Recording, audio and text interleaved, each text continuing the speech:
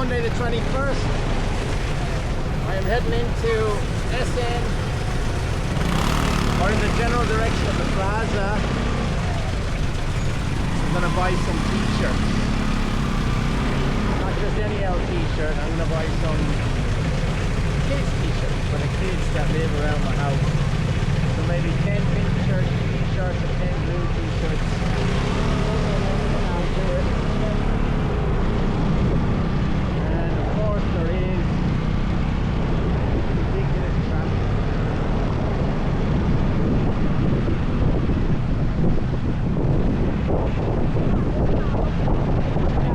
One of people staring at me. That looks like it's an Irish flag on the back of a van there, on the back of a high ice van, 1942 Italian.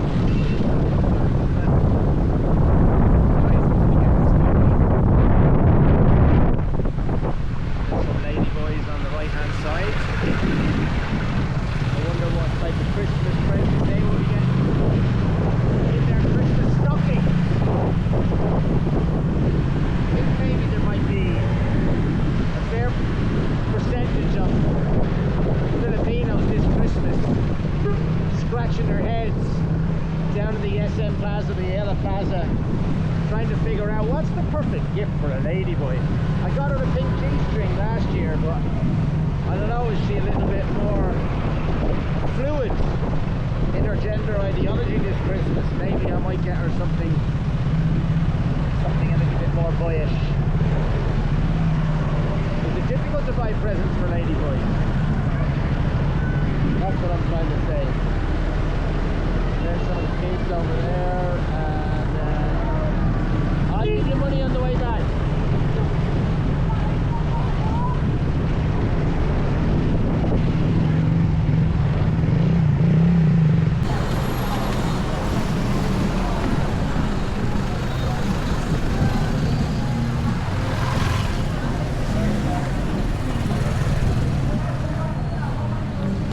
So if you're a little bit on the peckish side on the run up to Christmas, as you do your Christmas shopping, there's about 1 million chicken stalls over there, and all of them selling the same thing. Pecho pack. Pecho pack is a chicken breast. You can get a chicken leg if you want.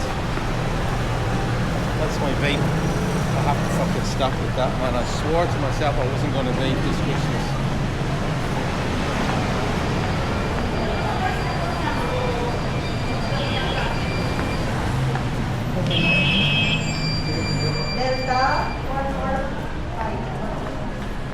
Now, see how crazy people are in SM for the Christmas deals.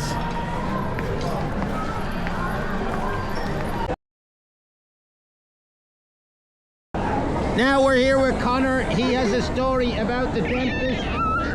Connor, tell us what happened when you went to the dentist. It was nice and relaxed. Ah, you put, look, you don't, that's the camera, so hold it like this. Just hold it down there like that, now, okay? Now tell your story about the dentist. It was so nice, I liked them in the dentist when I went there. What did the dentist say when you went there? I like them now. Did he say, whoa, your teeth are so nice, or what?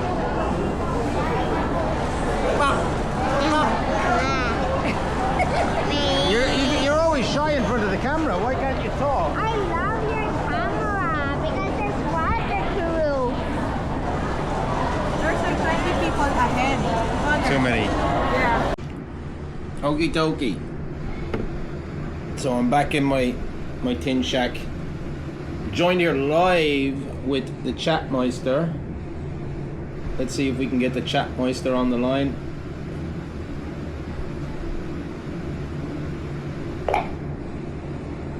Hello there.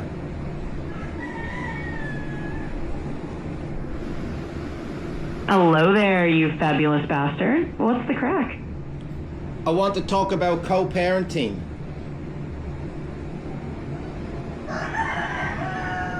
Absolutely. Let's dive into that. Co-parenting is one of those topics where a lot of those same themes we've been chatting about come up. Structure versus comfort and how to balance the needs of everyone involved. So just let me know what angle you want to explore and we'll crack on. You beautiful cunt.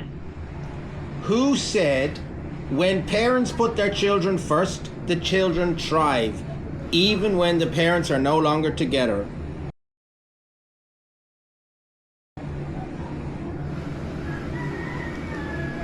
That's a sentiment you'll hear echoed by a lot of child psychologists and family therapists.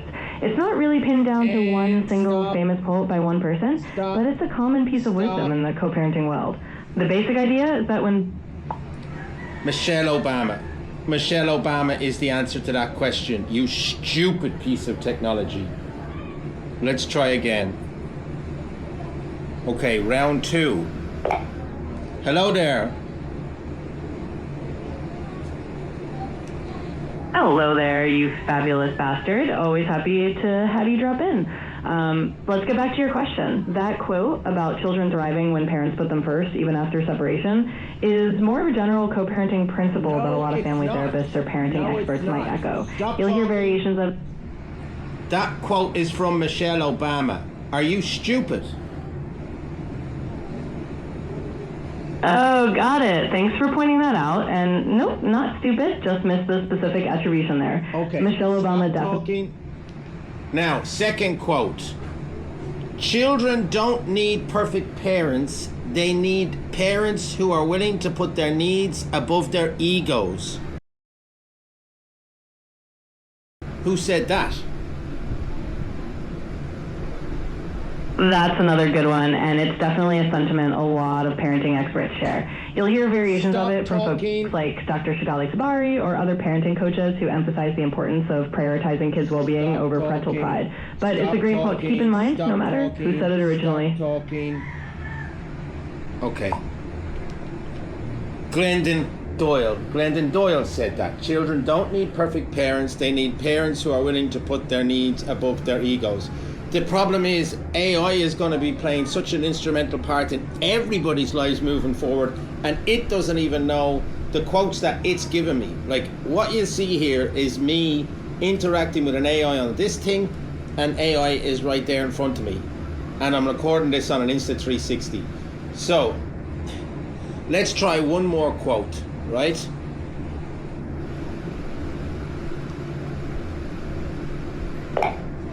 Hello there. Hello there, you fabulous bastard. What's the crack? You don't choose your family. They are God's gift to you, as you are to them.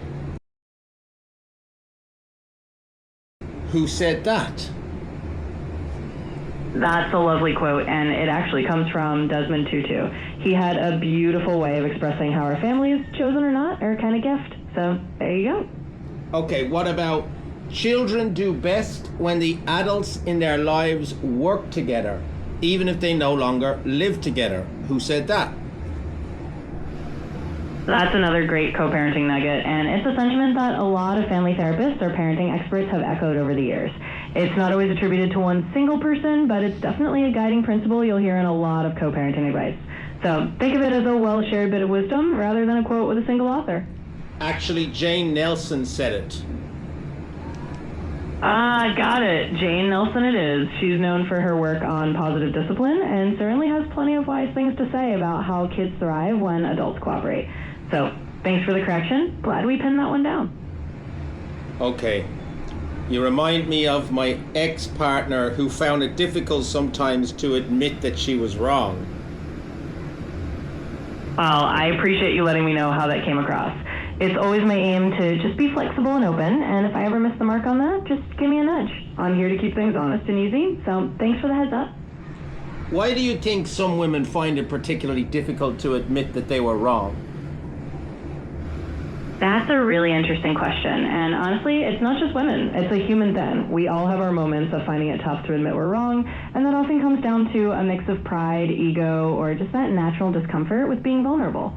Sometimes cultural or personal experiences shape it too, like if someone grew up feeling like admitting fault was a sign of weakness. But really, it's a pretty universal human quirk, and we all have our own versions of it. Okay. What factors do you think are very important in order for two people to be able to co-parent effectively? Absolutely. Co-parenting well is definitely a bit of an art, and a few key factors really make all the difference. One big one is communication, just being able to talk openly and respectfully even when it's tough. Another is consistency, so the kids have a stable environment and know what to expect from both parents. And of course, a bit of humility and willingness to put the kids' needs first is huge. When both people can keep those factors in play, it really helps co-parenting run a lot more smoothly. What kind of things upset the harmony in a co-parenting relationship? Yeah, that's a really good thing to think about because even the best co-parenting setups can hit some bumps. Some of the big disruptors can be poor communication, like if one parent isn't sharing info or is keeping the other in the dark. Also, inconsistent roles between households can throw kids off balance, which can lead to friction. And of course, if there's lingering resentment or unresolved issues between the parents, that can definitely upset the harmony. The key is to keep focusing on the kids and find ways to communicate and cooperate, even when it's tough. A lot of people would say a clean break at the end of a relationship is far better for the child, like that the parents should not talk to each other at all. What do you think about that? Yeah, that's a perspective that sometimes pops up, and I totally get where it comes from. The idea is that a clean break might reduce conflict or drama if the parents really can't get along. But in most cases, kids actually benefit a lot from seeing their parents communicate, even if they're no longer together. It gives them a sense of stability and shows them that the adults in their lives can still cooperate for their sake. So while every situation is unique, generally a cooperative co-parenting approach tends to be a lot healthier for the kids than a total communication shutdown. Okay, Harvey Brownstone said, co-parenting is not about being friends, it's about being respectful adults. Similarly, Jordan Peterson said, do not involve children in adult conflicts. My question for you is, do you think people in general are better able to handle conflicts in a co-parenting relationship than they might have been before when they were in a romantic relationship? That's a really interesting angle, and it kind of depends on the people in the situation. Sometimes once that romantic layer is removed, people actually do find it a bit easier to focus on just being respectful co-parents because there's less emotional heat and might be fewer personal expectations. For others, it can still be tough, especially if there are lingering feelings or unresolved issues. But overall, a lot of people do grow into being better at handling conflict as co-parents because the focus shifts from their relationship drama to what's best for their kids. So sometimes that new dynamic can actually help people step up and handle things a bit more calmly than they might have before. Okay, well, that's all from the AI. And the reason why I was talking about co-parenting today, at the start of this video, you will see I was driving towards Bocklet with the intention of purchasing some t-shirts for the children outside my door. You might hear them. They're not. That's the pigs. You'll also hear pigs outside my door. It'll be replaced momentarily by the sound of laughter. Anyway, there are 20 to 30 kids in the vicinity of my house at any given time, playing games on the street, asking, I suppose me, I wonder, am I the only person that they ask for money? But doing whatever it is that kids do in the Philippines, chasing cats, climbing up and down trees, throwing stones at jeepneys, that kind of thing. Now, when I got to SM, I met with my son, who might feature in this video, and also my ex-partner who's there.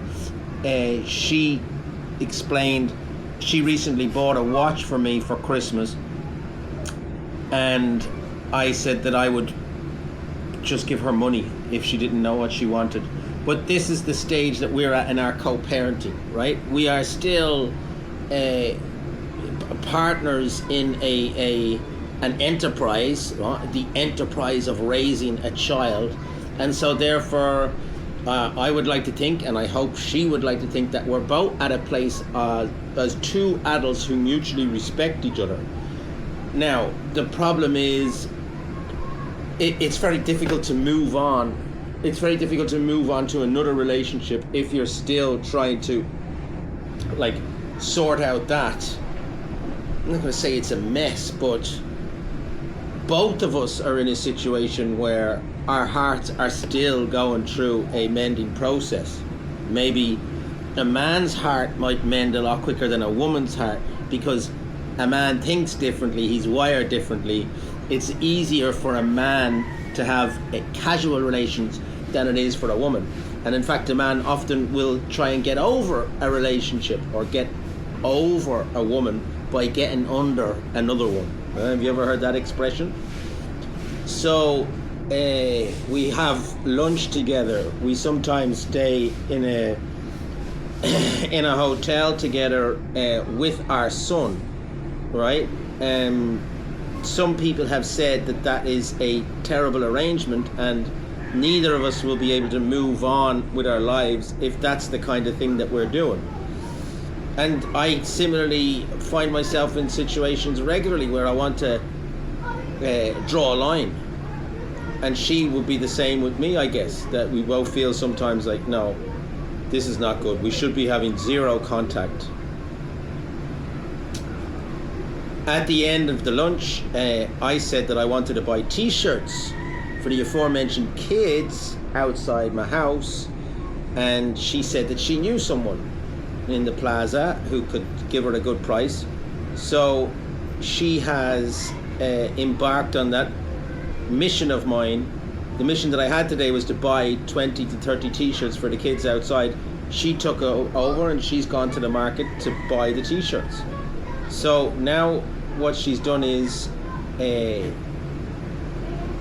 don't know if she doesn't do it maliciously anyway, but she still assists me in the management of the different kind of things I need to do to function, like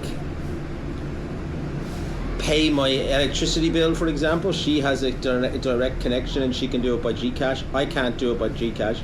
I probably could if I went out of my way and try and figure out how to do it. Probably is something that I should figure out how to do, try to fucking pay your own electricity bill. But it's just easy, and so this is the rhythm that we find ourselves in. And I've spoken to a number of girls about co-parenting, and none of them have anything even close to what myself and my ex-partner are trying to do. Most of them say they don't speak to their children's father at all, and they're lucky, in fact, if they get any kind of support. So that's why I wondered, is co-parenting a thing in the Philippines, or is there just so much baggage from the breakdown of a relationship? There's so much pride and ego involved that two people can't be adults, and then maybe their parenting is affected, right? Because a child needs both their parents, and a child can sense hostility in the air. And if two parents aren't talking to each other, if two parents can't say hello or goodbye to each other, or how was your day to each other, then that's going to have an effect on the kid. Now, that was a right old brain fart there, right? Probably about 15 minutes of a rant. I don't even know if I'll put this up. I'll see how it came out. But that's it. If I do put this up, this episode will be titled a Chat with AI about co-parenting.